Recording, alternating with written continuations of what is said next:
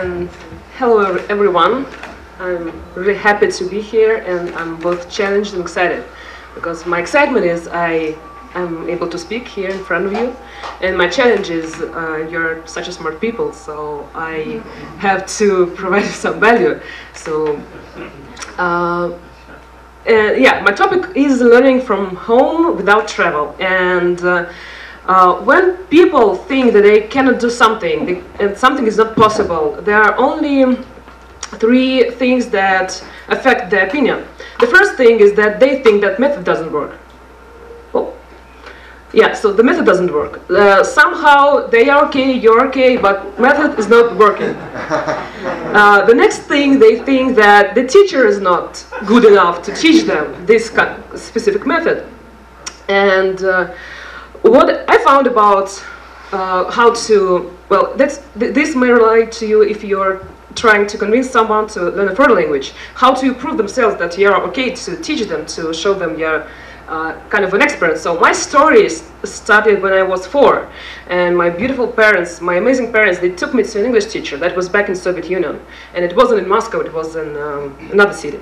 So then they found really good school for me, and finding a good school is a problem in Russia, because just statistics from census, only 5% of Russian people say they know English, and about 90% of schools, they teach English as a foreign language. So finding a good school is a problem, but they did it, and they did an amazing job. And I come from another region. It's not from Moscow. It's in Tatarstan, and a lot of people think in Russia we're all Russians. That's not really true. We have a lot of minority nations, and Tatarstan is the home of the second largest nation in Russia, the Tatars. Maybe you have heard of Sos Tartar. That's from these guys, and. So, and we all, and actually I adore them, the way they treat the national culture. It's amazing. And I had to suffer from that, because I had to learn Tatar as a second language in school for 10 years. And then I had English for 9 years. And then I had French for 7 years. So 4 languages, like one native and other not mine at all. And when I graduated from that school, I had quite an interesting picture in my... that says the table of the final marks. So this is Russian, Tatar, English, and French. You cannot really see which is one is my native. 5 is the biggest mark. So I saw this picture, and I started analyzing why, what's wrong. I speak Russian, I hope so. I also speak some English. I hope so, but I don't speak Tatar at all, just nothing. And Tatar is not a Slavic language. I cannot understand it just by hearing. It's a language from a Turkish family. And I wanted to give you just an example how to put this video on. It's a video. It should be video. It's a small cartoon in Tatar language. Should I put it on? Typical Tatar village.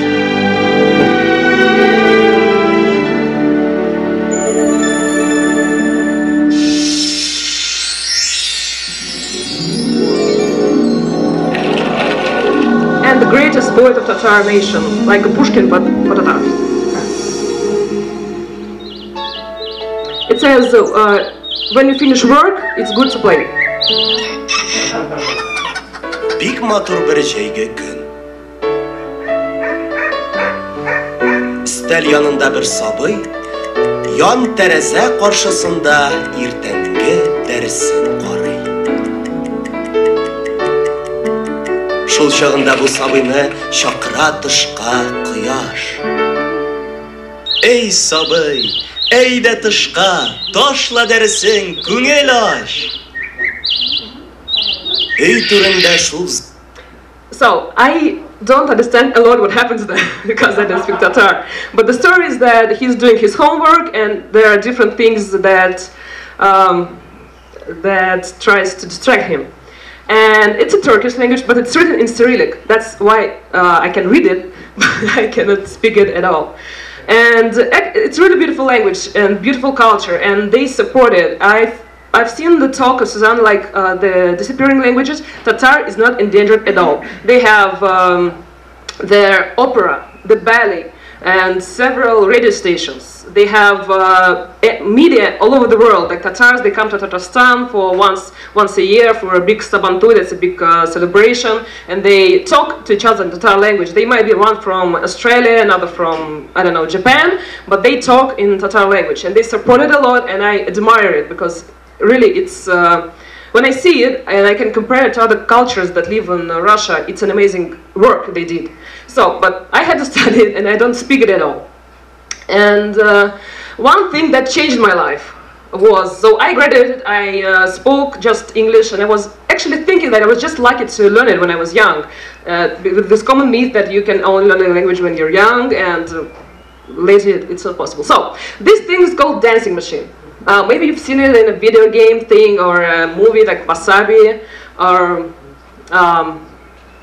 Yes Man, or somewhere. So, what you do is you have to dance according to the arrows, and you put your feet on the buttons below. It's a weird dance, but there is a big, there is a small community doing it. And there are events. There are national events in each country that has this machine, and there is an international event. And there's a cool, amazing people that came here. I was there. It was in China. It was back in August 2011. And I was there, and I spoke only English, but half of these people, half of the community comes from Latin America. They dance really good. So I couldn't communicate with them. And also there was a really fine distinction between people from Asia, then Europeans, and Latin Americans. People from Asia couldn't speak English, so they were just somewhere, we don't know. But Russians and Latin Americans have something in common. Maybe not just drinking, but something in nature. So, and we were lucky enough because there are so many people, some of them spoke English, we could communicate through them. So there was an amigo, you could ask, and later. And that was in China, and in China you don't have Facebook. And I did online video streaming because all the world, like 20,000 players that play this game all over, they wanted to see what's happening there. And I did a video translation in English, and when I came back home 5 days later, I opened my Facebook, and I had 3,000 friend requests from Mexicans. They were writing me something in Spanish, and I couldn't understand them. And there was also one nice boy from Peru, and he was specifically, how do you say it, insistent. So he added me on Skype and he was trying to talk to me, but in Spanish. And I thought I might use this. So I've had some experience with trying to learn Italian between my school and this event, and I thought I might use this. Maybe it will work. So I gave this leap of faith, and what I did, basically, I took Michelle Thomas course for 1 week, and I was able to speak, but I couldn't understand anything he was talking to me. And after 3 weeks of practice, I could understand him. So in 1 month, I was able to have this basic basic for 2 or 3 hours on Skype, we could communicate. And the guys that added me from the event, they couldn't believe it. Like, how did you do it? Like a month ago, you couldn't speak any Spanish. Now you can write something in Facebook and you can answer them. So I started a blog about it. So many people started asking me, what has you done to speak Spanish so fast? So I started a blog, and here comes another beautiful people. These people that changed my life, because when I started the blog, I already been, at the time I was on a corporate job. For those of you working full-time, it's not an excuse. I was working as a marketing manager for Russia, Ukraine, Kazakhstan for a big Italian company from 9 to usually 9, and it took a lot of time, but still I was able to learn my Spanish. And I was writing to Twitter, and that guy on the right, his name is Andrei Parabellum, he is one of the biggest businessmen in internet, and we had some connection because I've been to his trainings about marketing, and he said that you should read this guy. And yeah, I started reading, and I found a lot of things that resonated in me. Like, yeah, you really can do it, because people around me, they kept talking that it's not true. Like, you couldn't do it in 1 month. It's not possible. Okay, I found that I'm not alone. And this was really a happy experience for me. Who was there? Like, I'm not alone. Finally, there was a blog doing it. Everyone was alone? Okay, And in November, I've been to the conference of the right guy, and it was a big conference, and I saw people on stage doing really great things, that they've been living their life, and they've been doing their business on internet. And I was sitting in the audience like you, and I couldn't understand what's wrong with me. I'm quite smart, I hope so, and I know at least 2 foreign languages, which in Russia is a big advantage. And what's wrong with me? What am I not doing that they do, that they live their life? And I wrote that on Twitter again, and Twitter is... Okay, anyway, this guy, he called me and said, do you want to be a language hacker? And I was like, yeah! Sure, that's fun. And so he asked me to join him as a partner to do language courses for his clients, and he has a huge base. So in December 2011, I left my corporate job, and now I'm a full-time language hacker, professional. That was, wow. Sorry, that's what I did. That's my story. And since then, so it's been a year and a half now, and since then, what I did, I went to study how to actually teach people, because they've been asking me. I had some experience, but I realized that it's not enough, so I took some certifications. So that's on the right. It's my University of Cambridge ticket. It's actually not that serious, so you can take it, and it takes about half a year to pass the test, to get the preparations, and the certificate for World Guinness Record, where I was supporting the biggest online business seminar that was attended by 12,000 people, and I was the guide of the main person, the World Guinness Book of Records adjudicator. That's what I did for all this year. So I hope now if you didn't know me before, now you know something about me, and I hope this will help you to get my message, I don't know, for more authoritative, but it wasn't my point anyway. So the third thing why people think that that something is not possible, they believe that they cannot do it. So he or she, like, yeah, you're okay, you're fine, you're an expert, the methods are fine, I cannot do it. And when I started digging into that, because I heard it so much from the students, I started thinking, what's wrong? And I found this beautiful guy, his name is Anthony Robbins, and he explores this topic a lot. So I will be citing him. But how many of you have failed to achieve something in your life? Yeah, we've all been there. And what's the reason why you failed to achieve something? You didn't have the Supreme Court. You know that talk. But you didn't have the Supreme Court. That wasn't your failure. So what things keep people telling us? We didn't have time. Money. The Intelligence, motivation, all these beautiful things. We didn't have something, and this is the claim to resources, when the problem is that they lack resourcefulness. I'm sorry. And if you're creative enough, if you're playful enough, if you have emotion deep inside, you can achieve to anybody, and you can achieve anything you want. So why these people lack emotions? Why they don't believe in themselves? And I overworked Anthony Robbins' stuff a little bit. So when something happens, as it was told to us yesterday from the NLP lecture, something happens and we put it on our filters, and then we focus on some. So if there are more than 1 million things happening every second, we filter them and we focus on something. And when we focus, we've got to give it a meaning. And when there is a meaning, what I mean is that good or bad, what does it mean for me? And when there is a meaning, there is emotion. And when there is emotion, then you take action.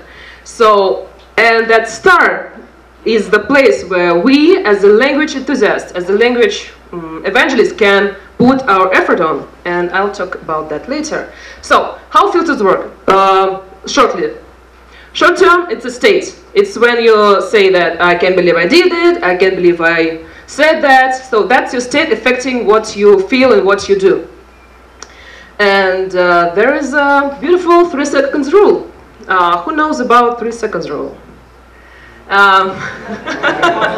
Okay, so there is another community. It's called the pickup community, and they have a beautiful rule that if you see a beautiful girl, you should approach her in 3 seconds. Because otherwise you get into the state, you keep telling yourself that you're not able to do it, she's too, whatever. So you have only 3 seconds to do something. So that's about the state. And the second thing that shapes you long term is your model of the world. Also, by Anthony Robbins, we have 6 basic human needs. And one is certainty. We all need this. It's about everybody. So when we do something, it covers our basic needs. And I'll explain a little bit in detail. So certainty. We need to be certain. We need to be sure that the floor here is quite nice. So you otherwise you wouldn't be able to listen to me. But if you're certain about everything that will happen, like what is going to happen, when it's going to happen, what do you feel? Boredom. So, like Anthony Robbins says, that God in her infinite wisdom gave us the second human need, which is variety. We all need variety, we all need to feel different things. Then, we all need to feel significant. So, we can achieve this by doing different things. We can run the blog, we can do the conference, we can do whatever. But we all need that. And the opposite of significance, because significance is about me, but the opposite is love and connection. We all need that. The fifth human need is about spirit. So the first 4 you can do whatever you want, but to do the rest 2 you must grow. And if you're not growing, if you get these 4 human needs, if you're not growing, you feel like time's passing by. So we all need to grow, we all need to learn. That's why we came here, I suppose. Also to learn, not just eat, we all have different needs, but also to learn here. And the last one is to contribute beyond ourselves. And I cite this because it also resonates with me. And I'm here to contribute because I think I have something to share, and I hope this helps. But so we can only feel fulfillment and really high emotional state when we do the final 2 ones, when we learn and when we contribute. And also another piece of a puzzle is a map. This is a beautiful map. It's actually quite good, only not the way we used to. And the map, like imagine like if your map of belief, make sure that you don't get where you want. Like you have a goal, but you have the wrong map. So the problem is in beliefs, okay. And also, when you talk to other person, they may have a different map. So when you talk what's right for you, that might be not right for them. And going back to our 6 human needs, for example, why do I learn a foreign language? It may be different. So uncertainty. I'm certain when I go to a foreign country, I will be able to communicate with them. I will be able to survive. That's, I think, 6. Uncertainty, variety. Well, new information, new words, new experiences, variety, almost 10. Significance. I feel significant. I'm doing a blog, I'm helping people, I feel really important, especially standing on this beautiful stage. Love and connection. I do love languages because it helps me to connect with people. So I do this not because I love linguistics or I love the words, the sounds of the words. It helps me to connect to people. So on connection, I mean from scale 1 to 10 is 20. And growing, yes, it helps me to learn new things. Not about the languages, not about how to teach a language, but about people, about the psychology, about how they process it. A lot of growing in me. And you know, when you work with people, you grow a lot faster than you're not working with people. And contribute beyond ourselves. That's what I always did. That's why I did a national championship for a dancing game before I was crazy going in the streets protecting the nature. So I really feel it. So it's almost 10. That's why I do it. If something you do, for example, you have a bad habit, you should check on this scale. And if it fulfills a lot of your needs, then you cannot just eliminate it because you will feel empty. So you need to find another thing that will replace it. But for me it's fine. On your scale it might be different marks, but you may not analyze why do you do this, because that will help you to do it better, I hope. And going back to emotional process, so when we have it, what's the problem? Where can we put our focus? I think it's here. Because when we go into belief, this map of belief, which helps us to filter what's going on, the belief is an irrational thing. Like knowledge, it can be proven, you can find experiments, tests, whatever, but belief is an irrational thing. And when you have an irrational thing, you can only affect it with another irrational thing, and this is emotion. So I know, if you, okay, to make a proper representation of what I want to say, maybe you can find a situation when a woman wants to do something. And usually it's not a rational thing. They give you a lot of emotion. Like, I want to do this, I want you to do this, and if you don't do this, what happens? Another emotion. Usually it's not a logical thing. How many follow? No? Oh, sorry, logical women. I'm not, so I'm a little bit nervous, and it's because I'm standing on stage, and when people get nervous, that means that they care. So I care, I'm sorry. And I'm sorry again. So, what we can do with the belief? We can do a lot of emotion, and the way we can do it is we can explain our experience, our emotional stories, and we can, I'm sure we can, okay, I forgot a word. Inspire other people. With what we share, what we do, and just sharing our story and sharing what we think about it, and just showing them that it is possible, because there's no logic way to overcome the irrational thing like belief. And if you want to contact me anyway afterwards, so that's my email, telephone number, and my website. Okay. And if you ever come to Russia, be free to contact me. I'm just happy to have guests, and I do couchsurfing also. I know what to show. Thank you.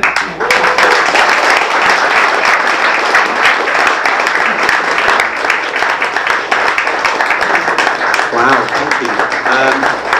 We may just haze out your phone number, because if, if we put it on the internet, it'll feed the trolls. And we don't feed the trolls, do we, Benny? Brilliant. I mean, it's great, because inspiration, motivation is a key thing that I find generally actually is sometimes misunderstood. I know I came to Budapest a month ago, and I was invited by Vero to go and talk at the Budapest Melting Pot, and people just said to me, what's the most important thing for language learning, successful language learning? And I said, motivation. Motivation and inspiration. It is actually the key thing. If you don't have it, you don't do anything. And it sort of seems like an obvious answer or an easy answer, but it really isn't. Because motivation changes in your mood. What motivates you when you're happy doesn't motivate when you're sad. What motivates you when you're busy, or what motivates you when you're bored, what motivates you when something's happened in your life. All of these things change. So it's really important to keep a focus on that motivation. Inspiration, motivation, otherwise, yeah, it makes things that much more challenging without it. So thank you for presenting and for giving out as well your details, so that people can get in touch with you to find additional inspiration and motivation for their language learning. Thank you. Brilliant. Going to open the floor to some questions. That was heavy-duty stuff, I suppose. Thank you. Could you define the term language hacker? What does a language hacker do? That's a question for Benny. He invented it. Okay. Okay, for me. You can answer. For me, hacking is the way to override the system. So there is a system of belief that you cannot learn language you cannot be able to speak in 1 month. You cannot learn a language without leaving your country. I did that. A lot of people who here has learned a language without leaving a country or not living in a country, like this, what I'm talking about. So for me, but a lot of people believe that's not possible. So for me, hacking is the finding unsystematic ways shortcuts to override the system. Okay. Someone was asking me before, and I was telling them that they should bring this up with you, is how do you engage with an audience that is not English speaking? Because so many of us think by making our YouTube videos in English, by writing our blog in English, it's the only way to make a difference. But how do you do this in Russian? And like, how do you do it differently to, because so many people have so many great things they want to say, but they'd be more comfortable saying it in another language. So what would you tell those people? But I mainly speak to the Russian audience. So I do it in Russian via YouTube. I have, okay, my blog is not that big, but I can participate on my partner's blog, which has 3,000 subscribers, 300,000 subscribers. So via YouTube, via Twitter, via, you know, when you see a person that needs a problem and you can solve it, and you can share some advice, and when people see that you care, it makes a connection.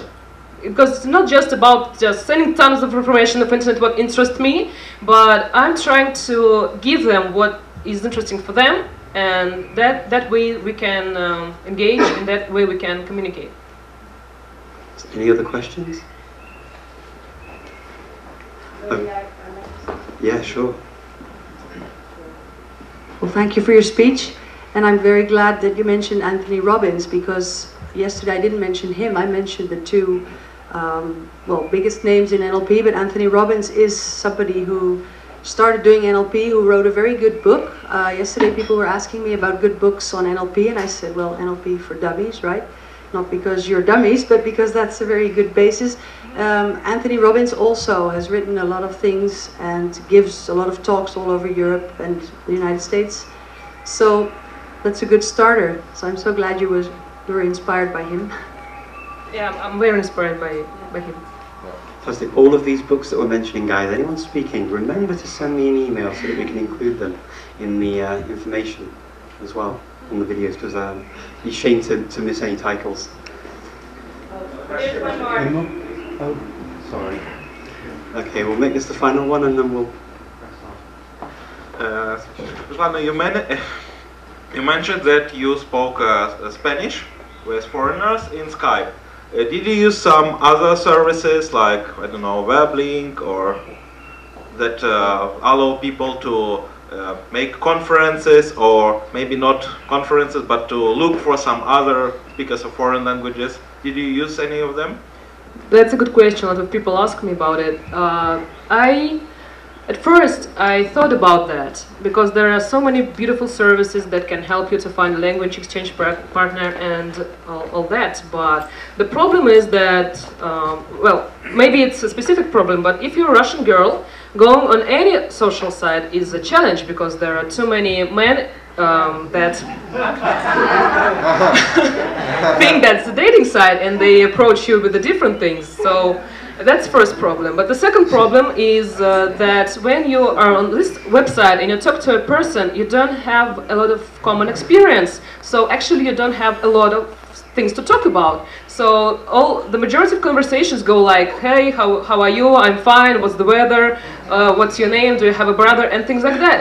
And it's not really good for developing vocabulary. So I found another way. So I've got this beautiful community of my hobby. I think a lot of you has other hobbies other than just language learning. Someone can love horses, maybe, I don't know, skiing, something.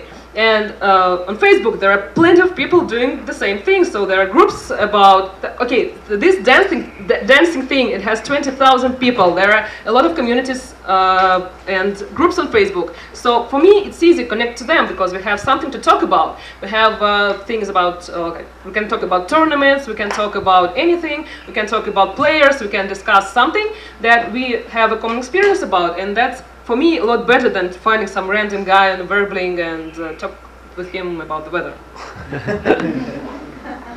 Thank you very much.